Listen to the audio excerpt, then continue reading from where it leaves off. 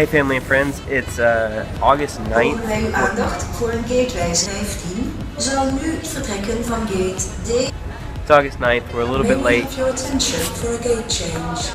As you can probably tell from the intercoms, we're in an airport. We're right now in Amsterdam. We're a little bit late getting to you for our July video. We had some family stuff and a trip to America. And since it's one day away from our anniversary, we decided to talk a little bit about what it's been like to serve as a couple in the Peace Corps. So couples make up a little over 5% of the total Peace Corps volunteer population. We are one of those 5%. We're the only couple that's in our specific group that came to Timor. When we applied about 2 years ago, the suggestion that was on the website was that Peace Corps volunteers be married for at least a year before they apply to be a Peace Corps volunteer. So that was originally what we had kind of in mind with our timing on stuff. However, now Peace Corps accepts any couples that have been in a long-term domestic relationship. So that's exciting. And you just, whenever you apply, you have to have proof that you've been in a long-term relationship. And then they also highly suggest that you've been in that relationship for at least a year before you apply. Timeline of stuff. Kevin and I got married in August 2013. And then after that we moved to Washington, D.C. to finish our master's and do some work. Between 2014 and 2016, we applied to be Peace Corps volunteers August 2015. We were interviewed in December of 2015, received our invitation to serve as Peace Corps volunteers Christmas Day 2015, and then we left to serve with the Peace Corps in August 2016. We filled out our application separately. We also had interviews in December, and those were separate, and then we also had an interview that was together. Yeah, it was really cool to be able to interview separately and be like, I felt a little bit nervous, I felt like I did okay, but not really knowing. And then immediately after, we did our interview together, and we were both just like, wow, that was so much better, so much easier when we were together. So now we're going to just go into kind of a list of the benefits. First, the list of challenges of serving as a Peace Corps couple. The first challenge is stress on the relationship itself. So when you're going into the Peace Corps experience, you've already got this underlying just sort of subconscious stress that it's a new place, new language, new food, new activities, new social environment, new everything is new.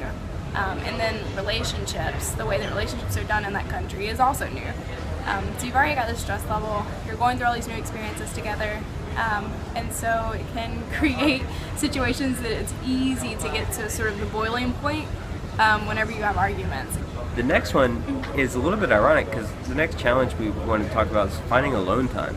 And that is one of the hardest points for most Peace Corps volunteers, is that they have too much alone time. But as a couple, we found we have very, very little, because in language class we're together, in our host family we're together, we go to our work counterparts, which aren't 40-hour-a-week jobs, far, far less than that.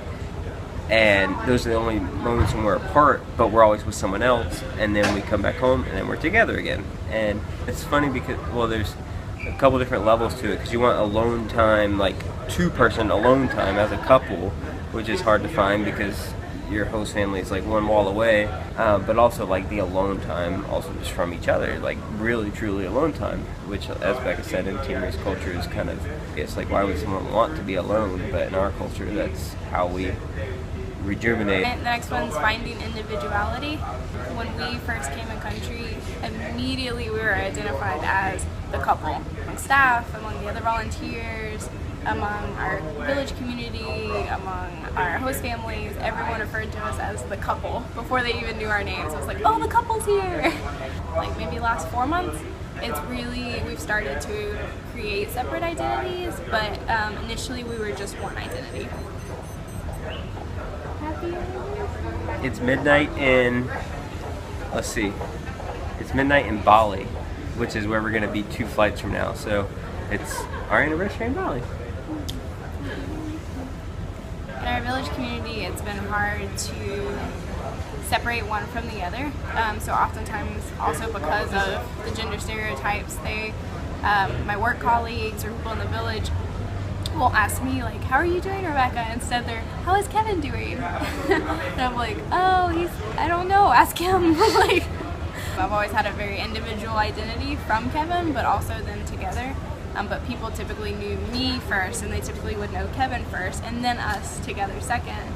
And here it was always us first, and then us individually second. So it's been actually, it's been a challenge, but fun to work through. Yeah. Gender inequalities are one of the biggest challenges for primarily for any female Peace Corps volunteer. I would say especially in Timor-Leste, there are very strong gender norms, and we put this on the list as like one of the challenges we face as a couple, because we jointly have to face some of those expectations of what those roles are for different parts of the couple. For example, a little while back, Becca went to learn how to weave Tais, the traditional Timorese scarves and clothing, and the lady who was going to teach her asked if she could just come stay with her for the night and just spend the whole day and the whole evening hanging out, learning how to make ties, and not have to worry about time. And she came to me and was like, "Are you sure Becca's allowed to go?" It's like, of course she is. Like, ask her if she wants to go. And she was like, "You're not gonna see it. You're not gonna punish her, right?" It's like, "What do you? No." And she came back and asked me like 3 different times to make sure that I wasn't gonna punish her for going to spend the night with somebody to weave ties. Another example is me being perceived as a really bad husband if I let her go and do things on her own. Going to weave ties is a small example, but her going all the way to the capital city, 4 hours away, by herself for a weekend, for example, is like, if the community found out that I allowed her to go to the capital by herself for a weekend, I would just be perceived as just an awful husband who doesn't care for his wife or something. Because you didn't accompany me. Yeah, because I didn't go with her and protect her. Well, oftentimes Kevin will wait at the bottom of the hill for me whenever I get back from the capital, so that we can walk together up the hill as if he has gone to Dili with me, so that our whole village sees us actually walk back to the house together. Chores, and trying to find that balance between being perceived as, from our American culture, and that we share responsibilities for all the chores around the house, but also being conscious of the culture in Timor, because if, for example, I don't do enough chores, or the village doesn't see me doing enough house chores, then they'll perceive me as being a lazy wife. Like, for example, oftentimes if Kevin's sweeping the house, he'll wait for me to be able to like sweep it outside so the village can see me sweep it outside instead of him. And then cooking and stuff. We've had multiple of the guys that live next door in the village come over and say, "Oh, Kevin's cooking again, he's cooking again. Rebecca, were you too lazy to cook?" And I'm like, "No, it's his night to cook, and then tomorrow night I'll cook, and then the next night he cooks, and then the next night I'll cook." Which I think has been a good representation for people in our village, but also the kids that come over to our house all the time. They see how we share responsibilities, and they see how we do laundry together. That shared responsibility, I think, and the balance, finding the balance between being respectful but also conveying our American culture and what we believe is gender equality. Alright, so those are some of the challenges. We're going to talk a little bit about some of the benefits of serving as a couple. First one is easy. It's just support for one another. We are there for each other, the high points, low points. Sometimes support is hard when one of us is at a high point and the other one's at a low point. Support is also practical in language skills and different things.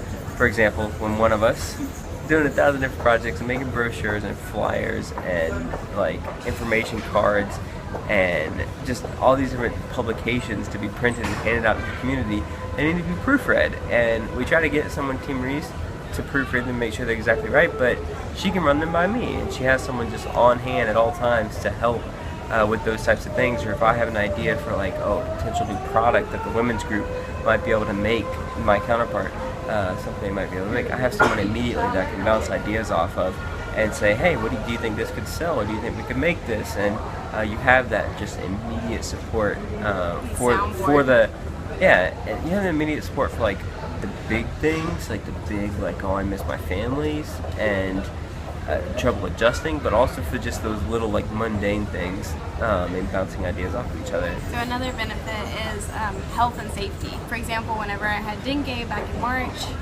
Kevin, thank goodness, got to be at my bedside for those 2 weeks that I had dengue because I could barely move to get out of the bed.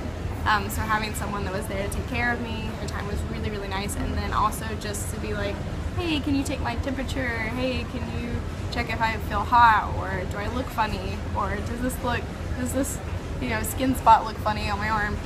Just having some, which it did. So then safety, having someone that knows where you are pretty much at all times, constantly having that person that you can call and connect with. Whenever you move to independent housing, having someone that actually lives in the house with you is also a nice security, especially a big, tall, white man is really nice for security.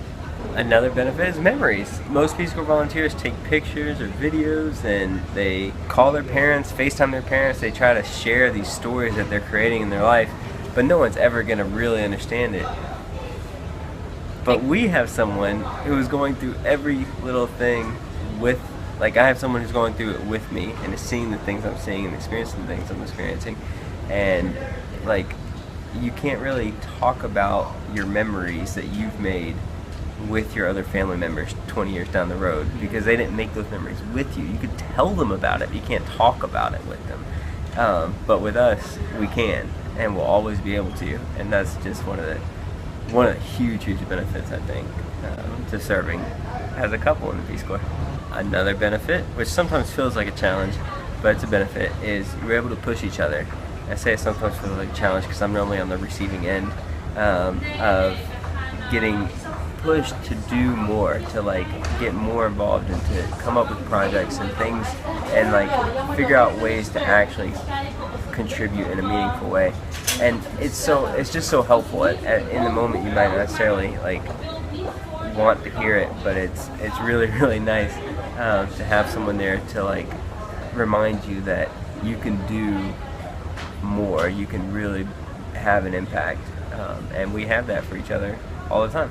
Benefit, which kind of bounces off one of the challenges, is intertwined identities. So I talked about how it's a challenge to initiate these separate identities, but it's also a really big benefit because it's so unique to go through life in a situation where people know you as one identity, know you as like one person from the beginning.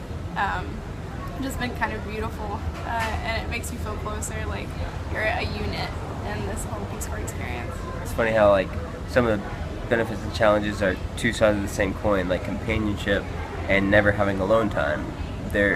Companionship's a benefit, but not having alone time is sort of a challenge. And the same thing with, like you said, the intertwined identities is a benefit, but also that like not having your own identity is a bit of a challenge. But it's funny how those things happen. Last benefit we wanted to talk briefly about is just having someone there to help share the load.